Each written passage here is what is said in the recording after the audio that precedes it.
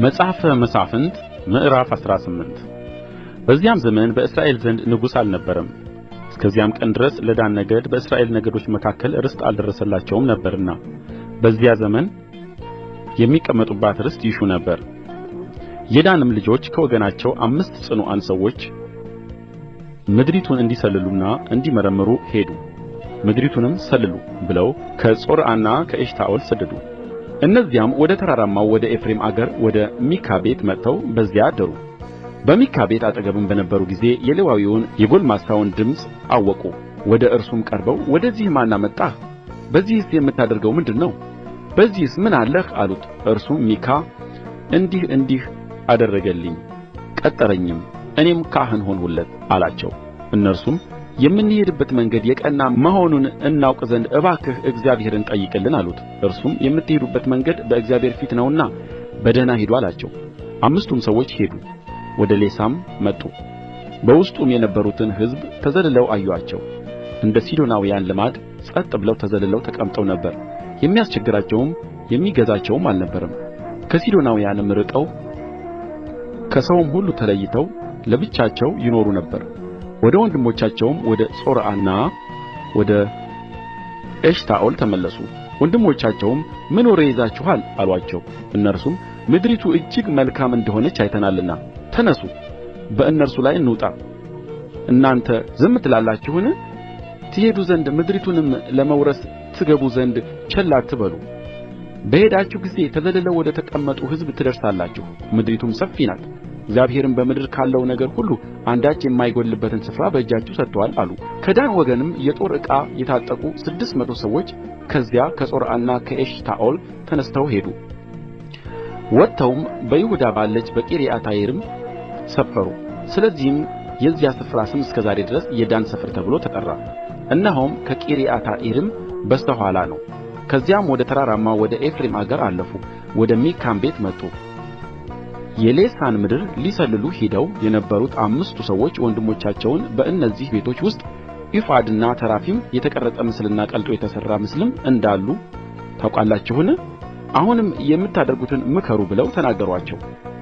ከመንገዱም ፈቀቅ ብለው ጕልማሳው ሌዋዊ ወደ ነበረበት ወደ ሚካ ቤት መጡ። ደኅንነቱንም ጠየቁት። የጦር ዕቃም የታጠቁት ከዳን ልጆች የሆኑት 600 ሰዎች በደጃፉ አጠገብ ቆመው ነበር። ምድሪቱንም ሊሰልሉ ሄደው የነበሩት 5 ሰዎች ወጥተው ወደዚያ ገቡ። የተቀረጸውን ምስል ኤፉዱንም ተራፊሙንም ቀልጦ የተሠራውን ምስሉን ወሰዱ። ካህኑም የጦር ዕቃ ከታጠቁት ከ600 ሰዎች ጋር በደጃፉ አጠገብ ቆሞ ነበር። እነዚህም ወደ ሚካ ቤት ገብተው የተቀረጸውን ምስል ኤፉዱንም ተራፊሙንም ቀልጦ የተሠራውን ምስል በወሰዱ ጊዜ ካህኑ ምን ታደርጋላችሁ አላቸው። እነርሱም ዝም በል፣ እጅህንም በአፍህ ላይ ጫን፣ ከእኛም ጋር መጥተህ አባትና ካህን ሁንልን። ለአንድ ሰው ቤት ካህን መሆን ወይስ በእስራኤል ዘንድ ለነገድና ለወገን ካህን መሆን ማናቸው ይሻልሃል? አሉት። ካህኑም በልቡ ደስ አለው። ኤፉዱንም ተራፊሙንም የተቀረጸውንም ምስል ወሰደ፣ በሕዝቡ መካከል ሄደ። እነርሱም ዞረው ሄዱ። ሕፃናቶችንና ከብቶችን ዕቃዎችንም በፊታቸው አደረጉ። ከሚካም ቤት በራቁ ጊዜ የሚካ ጎረቤቶች ተሰበሰቡ። የዳንንም ልጆች ተከትለው ደረሱባቸው። ወደ ዳንም ልጆች ጮኹ። የዳንም ልጆች ፊታቸውን መልሰው ሚካን የምትጮኸው ምን ሆነህ ነው አሉት። እርሱም የሠራኋቸውን አማልክቴን ካህኑንም ይዛችሁ ሄዳችኋል። ሌላ ምን አለኝ? እናንተስ ምን ሆነሃል እንዴት ትሉኛላችሁ? አለ። የዳንም ልጆች የተቈጡ ሰዎች እንዳይወድቁብህ ነፍስህም የቤተ ሰቦችህም ነፍስ እንዳይጠፋብህ ድምፅህን በእኛ መካከል አታሰማ አሉት። የዳንም ልጆች መንገዳቸውን ሄዱ። ሚካም ከእርሱ እንደ በረቱ ባየ ጊዜ ተመልሶ ወደ ቤቱ ሄደ። እርሱም ሚካ የሠራውን ጣዖትና ለእርሱ የነበረውን ካህን ይዘው ወደ ሌሳ ጸጥ ብሎ ተዘልሎም ወደ ተቀመጠው ሕዝብ መጡ። በሰይፍም ስለት መቱአቸው። ከተማይቱንም በእሳት አቃጠሉአት። ከተማይቱ ከሲዶና ራቅ ያለች ነበረችና እነርሱም ከሌሎች ሰዎች ተለይተው ብቻቸውን ይኖሩ ነበርና የሚታደግ አልነበራቸውም። ሌሳም በቤትሮአብ አጠገብ ባለች ሸለቆ ውስጥ ነበረች። ከተማይቱንም ሠርተው ተቀመጡባት።